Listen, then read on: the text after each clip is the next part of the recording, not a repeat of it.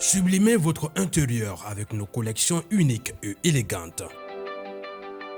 Chez Ibi Home, nous transformons vos espaces en véritables havres de confort et de convivialité. Découvrez notre collection exceptionnelle de meubles pensés pour chaque moment de votre vie. Des tables à manger conviviales, idéales pour rassembler famille et amis, au salon haut de gamme alliant élégance et confort, sans oublier nos chambres à coucher de qualité avec matelas offerts pour un repos parfait. Explorez notre sélection de luminaires rares et uniques qui sublimeront vos espaces. Découvrez notre gamme de motos électriques économiques, performantes et respectueuses de l'environnement, idéales pour vos trajets urbains en toute sérénité. Nos installations solaires vous garantissent l'indépendance énergétique tout en réduisant vos factures. Chez Ibi Home, profitez en ce moment de réductions allant jusqu'à 35% sur nos équipements solaires. Ce n'est pas tout, nous vous proposons également des options de paiement échelonné pour encore plus de simplicité. Venez visiter notre showroom à l'ACI 2000, immeuble Ibi Group. Ibi Home, l'élégance, la mobilité et l'énergie au service de votre confort.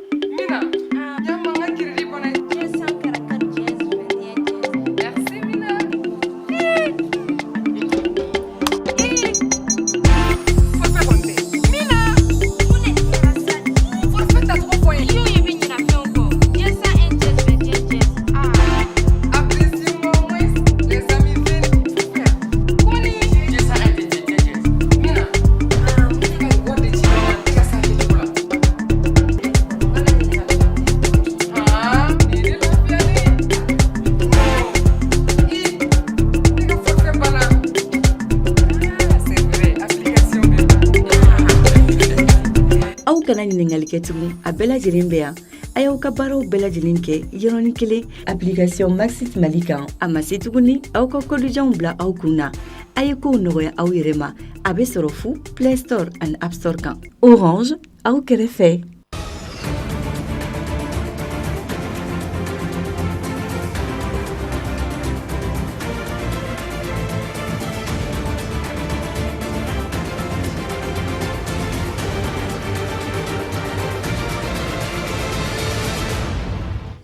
kabi lawale Guinée Conakry maaw kɛlen do ka taabolo dɔ matarafa seko ni dɔnko kunkan min bɛ kɛ sababu ye ka jamana yiriwa ni ka bɛn ni kelenya o sabati jamanadenw olu ni ɲɔgɔn cɛ la Guinée Nora Dala ale la dala kilenna kari tɛmɛnen Guinéens olu fɛ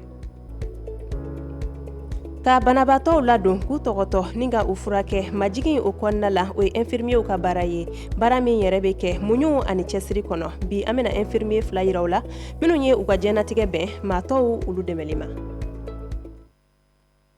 A ye ko ɲuman kɛ Advance TV sugandili la ka aw kunnafoniya kunnafoni sanuma ani lakika sɔrɔ yɔrɔ do aw ni ce aw ka danaya la hay aw bisimila bi don kunnafoniyaw olu kɛnɛ kan kunnafoni daminɛ la an bɛ aw ladɔnniya k'a fɔ ko Mali kɔnɔ fɛn min kɔni ye politiki kunda taabolo dɔ kun bɛ yen nɔ taabolo min kun bɛ ka san sɔrɔ kosɛbɛ an ka jamana kɔnɔna la o ye yala ye fangaɲinikulu olu ni ɲɔgɔn cɛ nata ale kama waleya min don k'a kun bɛ ka kɛ sababu ye ni ka se ka kulu dɔw olu ka baara bila sigana la u ka laɲini yɛrɛ kun bɛ se ka kɛ min ye fasojɔ o baaraw la o kunnafoniya kun kan an ka kunnafoni ɲinina Aisha Kida ale ye fɛn min sɔrɔ nomadisme politique kan fɛn min ye Mamadu Jalo ye ale b'o ɲɛfɔ an ye bamanankan na. Mali la bibi na ni ɲangini kɛlen no ka taa ka ɲɛsi politikilamaw ma o dɔ ye fɛn min ye politikimaw ka yalayala ye fangaɲinikulu ni ɲɔgɔn cɛ nata ale bolo ma walima jɔyɔrɔ ɲini n'a bɛ fɔ a ma nomadisme politique o kɔni ye waleya ye min n'a bɛ politikima ni ka tigɛna don ani a ka kuluw cɛ fo ka taa se jamana kɔnɔdenw ma hukumu kɔnɔ an wulila ka politikima dɔw olu hakilina ɲininkali kɛ fɛn min bɛ tali kɛ nin waleya in na n'a bɛ tɔgɔcɛn lase a kɛbaaw ma. Politikimɔgɔ n'o y'a sɔrɔ a bɛ politiki jɛkulu dɔ la a bɛ se k'i permettre wagati dɔ la a yɛrɛ ka intérêt kama ka bɔ o la ka t'i yɛrɛ sɔrɔ fan wɛrɛ la ka ɲina a ka dalakanw kɔ ka ɲina a ka kalekanw kɔ ka ɲina bɛnkanw kɔ ka se ka t'i yɛrɛ sɔrɔ yɔrɔ wɛrɛ la. Transhumance politique nomadisme politique bɛ se ka kɔlɔlɔ yɛrɛ lase an ka démocratie ma o kɔlɔlɔ ye mun ye an ka politiki jɔsenw a b'olu fragiliser kosɛbɛ donc a b'a to olu bɛ fɛgɛya kosɛbɛ. A mana bɔ yen o kɔfɛ a bɛ an ka jamanadenw dusukun fɛgɛya dɔɔni fɛn fɛn ye politiki sira kow ye.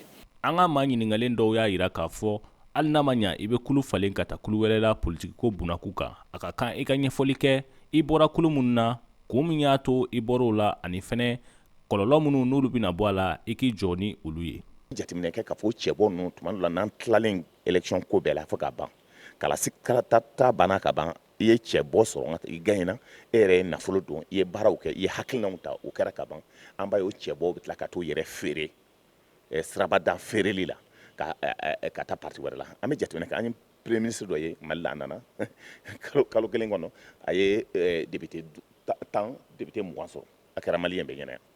A kɛra premier ministre ye dɔrɔn député 20 a y'o san. A b'o san i n'a fɔ baganw bɛ san cogo min, i n'a fɔ k'i bɛ fali san sugu la cogo min. Ni bɛ don politique la, i ka don politique la ni valeur dɔw de ye, c'est-à-dire an ka taabolo dɔw. I ka don politique la ni vision ye, c'est-à-dire hakilina, a kana kɛ mɔgɔ ko ye. O hukumu kɔnɔna la n'i ye politique sira tagama n'o ye, a b'a permettre i ka ambition n'o ye mun ye, o tɛna i ka conviction, c'est-à-dire hakilina ani i donna ni dusukun yɛrɛ yɛrɛ, o bɛ kɛ i ka laɲiniw sanfɛ, i ka ambition sanfɛ. A mana kɛ cogo o cogo la, maa minnu bɛ yen nɔ n'olu dantigɛ nin kɔrɔfɔ in kan, olu kɔni y'a yira k'a fɔ fɛn min ye yaala ye parti politikiw ni ɲɔgɔn cɛ nata bolo ma, n'a bɛ wele nomadisme politique, o kɔni tɛ bɛn bɛjɛ fanga ale sinsinni na, ani fɛnɛ a bɛ kɛ tɔgɔcɛn ye ka ɲɛsin politikilamaw bɛɛ lajɛlen ma fo ka taa se danaya mun bɛ yen nɔ jamanadenw ni politikimaw ni ɲɔgɔn cɛ ni k'o tiɲɛ. O tɛmɛlen kɔ ka bɔ yen nɔ, i n'a fɔ an y'a fɔ aw ɲɛna cogoya min na kunnafoni daminɛ la, kɛnɛya tigilama dɔw bɛ yen nɔ, an bɛ olu wele ko infirmier. O infirmier ninnu don kɛrɛnkɛrɛnnen bɛ olu tɔgɔ la, min bɛ laɲɛnamaya san o san, mɛ kalo tile 12 yaasa ka se ka u ka baara ale n'u ka cɛsiri o jira diɲɛma la cogoya min na, ka kɛ ni don in ale laɲɛnamayali ye. An ka kunnafoni ɲininaw olu wulila ka infirmier 2 olu sɛgɛrɛ, olu minnu kɛlen don ka u ka diɲɛnatigɛ bɛɛ maa tɔw olu dɛmɛli ma. Madame Fofana Aissata Konate, ale bɛ retraite la bi san 35 tɛmɛlen kɔ baara la Bankɔni kɛnɛyaso la ka se ka maaw olu dɛmɛ cogoya min na k'u furakɛ. Ma filanan ale ye Abdraman Traoré ye, ɲinan b'a kɛ san 22 ye, ale bɛ baara la Gabriel Touré ye ale dɔgɔtɔrɔso la. An sera ka fɛn minnu sɔrɔ ni maa fila ninnu da, an ka ɲɛmada u ka cɛsiri la. Maa kelenw tɛ, nka ala y'u sɔn lajarabi kelen na, dɔgɔtɔrɔya kanu, kɛrɛnkɛrɛnnenya la infirmiyeya. Nin kɛnɛya tigilamaw kalenkan ye maaw furakɛli ale ni u ladonko ɲuman ye. Madame Fofana Aissata Konate, ale bɛ retraite la bi san 35 baara kɔ Bankɔni kɛnɛyaso la. Bon, ne ka baara daminɛna ni taama ye ka taa banabaatɔw ɲininka fo ka so mun degun bɔ aw kan kɛnɛya sira la. Wari tɛ an bolo ka d'aw ma, mais mun de b'aw la mun bɛ k'aw tɔɔrɔ. U b'a fɔ a soso ka ca an ka yɔrɔ la. An bɛ se k'u dɛmɛ ni i n'a fɔ hali ka u bilasira k'a fɔ yɔrɔw kan ka furan, jinɔgɔw kan ka dalajɛ ka bɔ yen, o de bɛ kɛ sababu ye soso bɛ caya. O sensibilisation de kɛra ne ka baara caman ye. Dr Traoré ale ye Gabriel Touré furakɛlikɛla dɔ ye. A bɛ baara la ye ɲinan ye o san 22 ye. Ka fara o kan, Dr Traoré bɛ dɔgɔtɔrɔ kalandenw olu fana kalan banabaatɔw ladonko ɲuman na. Ala nana n'a ka n'a ye an hiérarchisera Sénéla la. Donc o hiérarchisation o kɛra sababu ye maintenant k'an kɛ enseignant chercheur ye. Ala barika la n ye grade sɔrɔ n'u b'a fɔ ma ko chargé de recherche. N taara o la ko n bɛ se ka k'o ye. Ala barika la donc n kɛra o ye. Sisan kɔni n bɛ n ka banabaatɔw kɛrɛfɛ an b'u furakɛ cogo ɲuman na ni baarakɛɲɔgɔnw ani n ye dɔnniya min fɛnɛ sɔrɔ n bɛ taa école de santé o la n bɛ taa institut national la n yɛrɛ chef de filière ye. Yen nɔ chef de filière national des soins infirmiers ne don. Donc infirmiers ka kalanko kunkanko kuma ne da b'a la a duguma fɔ a sanfɛ. Donc n ka baara kanu bɛ o se ma. N fɛnɛ n ye dɔnniya min sɔrɔ n bɛ taa ka taa an denw n'an dɔgɔninw n bɛ taa ka taa olu fɛnɛ bilasira k'u kalan. N'o y'a sɔrɔ Dr Traoré ka fara ale ka baara kan, ale bɛ denmisɛnw kalan. Madame Fofana Aissata Konate, ale fana bɛ so ka se k'a ka retraite o jabɔ. Nka o n'a ta bɛɛ kuma dɔw la, kalandenw bɛ a fana sɛgɛrɛ fo so ka se ka caman faamu u ka baara in kan. Tanti fo k'a waleɲuman dɔn parce que tiɲɛ la n'i y'a ye anw déplacera ka na fo tanti fɛ yan nɔ c'est que tanti ka baara taabolo de diyara n ye. an b'a santi tanti la ko mɔgɔ min don a ye an n'an bɛɛ bɛ baara kelen na mais ale a choisi ko min kama o kun ka dɔgɔ bi an caman bɛ baara choisi wariko ni nata de kama an b'a ɲini tanti fɛ dɔrɔn hali bi a ka caman fara a kan a k'an ɲɔgɔnnaw caman former k'an dege baara taabolo ɲuman na walasa Mali banabaatɔ yɛrɛ bɛ lafiya sɔrɔ. Baara kɛcogo ɲuman dɔrɔn tɛ maa kɛ infirmier ɲuman ye. An ka seerew ka fɔ la ko fo jogo damadɔw fana de ka k'i la.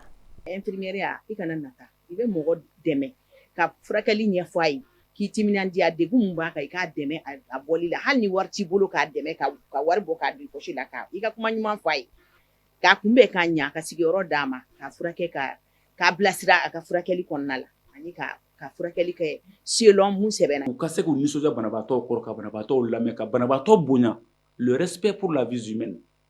Mɔgɔ tɛ tulonkɛ fɛn ye ni tɛ tulonkɛ fɛn ye an b'o fɔ denmisɛnninw ye kosɛbɛ u ka don baara in kɔnɔ ni baara jogo ye ni baara dɔnniya ye ni baara ɲɛ ye baara taasira ye parce que n'i donna a kɔnɔ ten e t'olu dɔn ala k'an kisi tigɛ baarakɛla ɲuman ye. Ka kɛɲɛ ni infirmiers jɔyɔrɔ ye an ka kɛnɛyasow la mais kalo tile 12 ale sugandira ka kɛ u tɔgɔladon kɛrɛnkɛrɛnnen ye ka se ka tasi bila kɛ u ye ni ka u fo banabagatɔw olu ladon ko ɲuman na. An bɛ taa ni kunnafoniya ye halisa k'aw ladɔnniya k'a fɔ ko jeu de hasard n'a bɛ fɔ ale ma bamanankan na ko sobo ale ye taabolo min kɔni ma ka di kosɛbɛ an ka sifinnakaw ye nin waati na jamana kɔnɔ dɔw ka fɔ la ko wari sɔrɔli sira telilen don k'a bɛ se ka kɛ sababu fana ye ka se ka u bɔ fɛn caman na nka ko kɔlɔlɔw fana bɛ a la o kɔlɔlɔ ninnu bɛ se ka kɛ min ye ko sifin ninnu bɛ se ka u ban fɛn bɛɛ lajɛlen ma ko fo sobo ka fara o kan ko kun wɛrɛ fana bɛ se ka sɔrɔ a la o kama Abubakar ka fɔ Bubakar Mayiga hali wulila ka taga o jaabi ninnu ɲini a sera ka fɛn min sɔrɔ Lasana Kɔnɛ b'o ɲɛfɔ ye. Bamako sobon kɛlen don sifinama caman ka taabolo ye nin waati na jigisigi ale ni maa gulonni nin baara in na ale bɛ kɛ sababu ye maa k'i yɛrɛ ɲininka k'a fɔ nin wale in a tɛnkunnen don mun de kelen pe la. N'i y'a ye k'a fɔ nin waleya o ɲɛnajɛ sugu fɔlɔ a tun dabɔra maaw ka se ka ɲɛnajɛ o ka se ka waatini tɛmɛ nka waati laban nin na jateminɛ bi ka yira maa caman bi ka don a la sabula a kɛra dɔw ma sɔrɔ sira ye sabula a kɛra dɔw fana ma coroni da ye parce que dɔw corona a la juru b'o kana ka se hakɛ la o tɛ se ka dabila o ka jigi bɛɛ b'a la o ka se ka wari sɔrɔ a la. Sobon ye wale ye min kɛ sababu ye maanifin ka se ka i jigisigiyɔrɔ sɔrɔ barantanya hukumu kɔnɔna na wa dɔw ka yecogo la sobon fɛnɛ ale bɛ kɛ sababu ye i kɔni i ka su ko i yɛrɛ la. Jeu d'hasard jeli ko caman bɛna mɔgɔ don a la quoi a caman ye chômage ye quoi mɔgɔ minnu bɛ chômage la en général i b'olu caman de sɔrɔ olu de bɛ don jeu d'hasard la wa olu de bɛ hali mɔgɔ minnu ta kun t'a la olu de bɛ kɛ sababu ye ko caman pousser ka na don jeu d'hasard kɔnɔ. Je peux dire ne b'a la depuis 2020 bon n y'a dabila 2024 parce que franchement ma avantage à la quoi genre c'est comme warlafili quoi ne mo. N'a y'a sɔrɔ maa caman ka yecogo la sobon bilali a ka gɛlɛ kosɛbɛ dɔw yɛrɛ ka fɔ la ko sobon fɛnɛ k'a ye k'a to yen pelepele ko fɛɛrɛ dabali bɛ o la. A fɔlɔfɔlɔ a tigi k'a dɔn k'a fɔ a tun bi a hakilila ɲɛnajɛ min de don a bɔra ɲɛnajɛ minan kɔnɔ a bi ka taa ka kɛ hakilina bana ye min bɛ se ka kɔlɔlɔ lase a yɛrɛ ma a ka ɲɛnamaya tɔ kɔnɔ n'o bɔra yen a tigi k'a lajɛ ka baaraw dɔ boloda a b'a yɛrɛ ɲɛsin baaraw minnu ma tile kɔnɔ n'o fana bɔra yen a bɛ fɔ a ɲɛna a ka to ka farikolo ɲɛnajɛw a ko fana fara a bolo kan sabula a bɛ nisɔndiya min sɔrɔ nin sobon na o nisɔndiya kelen fana a b'o sɔrɔ farikolo ɲɛnajɛ n'a a ɲɔgɔnnaw na ani ka hakili dɔgɔtɔrɔw fana sɛgɛrɛ pour que o ka se k'a bilasira o ka se k'a dɛmɛ a ka se ka bɔ nin kɔlɔlɔ ni ani nin degun kɔnɔ. Sobon ale bɛ kɛ sababu ye sobonna ale ka sugo hɛrɛba sɔrɔli la ko nka o sugo kɛrɛfɛ a bɛ se ka taa bawolo degun caman na i n'a fɔ jurujugu ka se kelennabila ma k'aw ladɔnniya k'a fɔ Mali la maa minnu si ma san 18 sɔrɔ sariya kɛlen don ka balili kɛ olu ka so bon. An bɛ taga ni kunnafoniyaw ye halisa k'aw ladɔnniya k'a fɔ ko seko ni dɔnko kunkan Laginɛ Konakiri laada dɔ yenkaw bolo ka se ka mɔni belebele dɔ kɛ san o san o laada in ale laɲini ye ka se ka bɛn ani kelenya o sabati jamanadenw olu ni ɲɔgɔn cɛ ka dun ka fa sabati ka sigida ale lakana baara in yɛrɛ fɛnɛ filɛ nin ye ko a bɛ kɛ ka kɔn samiya ɲɛ san o san yaasa ka se ka aladeli kɛ diɲɛɲuman ale sɔrɔli la an ka fɔ an baarakɛɲɔgɔn Mori Ture ale tun bɛ a kɛnɛ kan a ye fɛn min sɔrɔ Isa Sise ale b'o ɲɛfɔ an ye.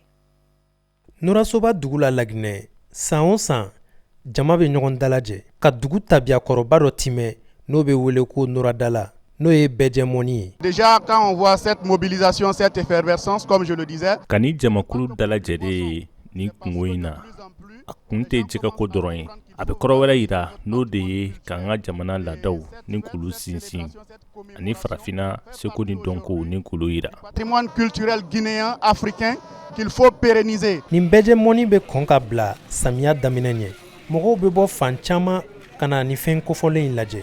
Je félicite la population de Nurasoba, je félicite les organes. N bɛ Nurasobakaw bɛɛ fo ani nin ko in labɛnbagaw. N b'a ɲini u fɛ u k'u cɛ siri nin ko in na yaasa a ka se ka kɛ baarabada ye ani fana a ka se ka lawara jamana fantaw la. Nin kɔmɔ in y'an ka laadala wale ye min bɛ se ka kɛ sababu ye k'an ka seko ani dɔnko sankɔrɔta. Une fête à laquelle on valorise la culture.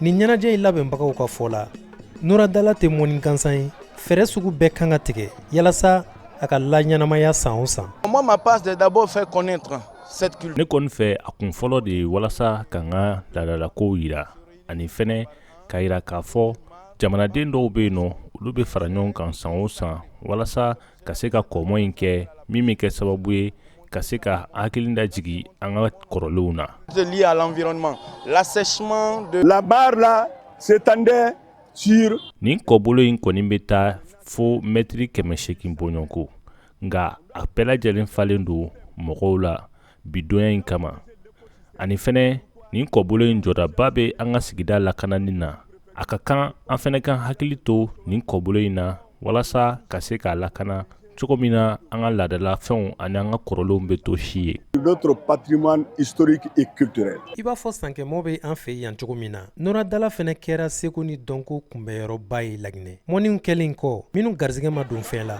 olu hakili bɛ san wɛrɛ ta la wa u fɛla ye ka se ka jɛgɛ dɔ sɔrɔ siɲɛ wɛrɛ. Kunnafoni kuncɛ la Ibrahima Ture ale ye kɔkan kunnafoniya dɔw fara ɲɔgɔn kan kunnafoni kungurunin na an ka ɲɛmadaw la. Jamana ɲɛma kalata ani wasadenw ka kalata dɔgɔdara disamuru kalo nata Guinée jamana kɔnɔna na. Ni lase ninnu kɛra Guinée gouvernement ɲɛma fɛ n'ale ye Amadou Ba Uri ye. O baara ninnu bɛna kɛ sababu ye ka dansigi kɛ Guinée furancɛ fanga la. Nka ɲani o cɛ kalata sɛbɛnw fɛsɛfɛsɛliw baaraw bɛna daminɛ septembre kalo nata walasa ka kalataw baaraw labɛn. Côte d'Ivoire jamana ka fanga sinamatɔn kulu min bɛ n'ale ye PDC ye ale ye ɲɛma kura sɔrɔ n'o ye Tijani Camu ye. Hakilina jiginna Tijani Camu ale kun senbɔra kalata baaraw la ka kɛɲɛ kirimaw ka laɲini ye min sɔrɔla a ka bugulantigɛ kow fɛ min ye a yira k'a fɔ ko Ivoirien tɛ i n'a fɔ u ka jamana sariya sunbaw b'a laɲini cogo min. Diɲɛ tɔnba min sigilen don baara ko ɲɛ kan n'ale bɛ wele ko OIT ale ka sɛgɛsɛgɛliw senfɛ o y'a yira k'a fɔ ko denmisɛn maa 160 de bɛ diɲɛ kɔnɔ min bɛ dantɛmɛ baara waleyaw la. O kɛra sababu ye OIT ye hakililasɔ min kɛ ni waleya kɔlɔlɔ ninnu la denmisɛnw ka diɲɛ labɔl kan. Christina Isabel Lopez n'ale ye diɲɛ tɔnba maa ɲɛma dɔ ye ale ka kɔrɔfɔ la denmisɛn minnu bɛ nin lahalaya ninnu na a fanba bɛɛ bɛ bɔ farafinna. Chine ni Colombie ye bɛnkan sɛbɛn dɔ bolonɔ bila mun bɛ tali kɛ hakilinaba minnu b'u la sirabaw la waleyali la kɛrɛnkɛrɛnnenya la an b'a fɔ mun ma ko route du soir a bolonɔ bilala ni jamana fila ɲɛmaw fɛ n'o ye Xi Jinping ani Gustavo Petro ye. Nin hakilina in tanuna kosɛbɛ Colombie jamana fɛ min bɛ kɛ sababu ye k'u ka ɲɛtaga sinsin donna nataw la. Ni ne bɛ dan sigi bi kunnafoniyaw la aw ni ce aw ka danaya la bi su in na nazarakan kunnafoniyaw o bɛna lase aw ma Zayide Zuboy fɛ Ala ka Mali lakana.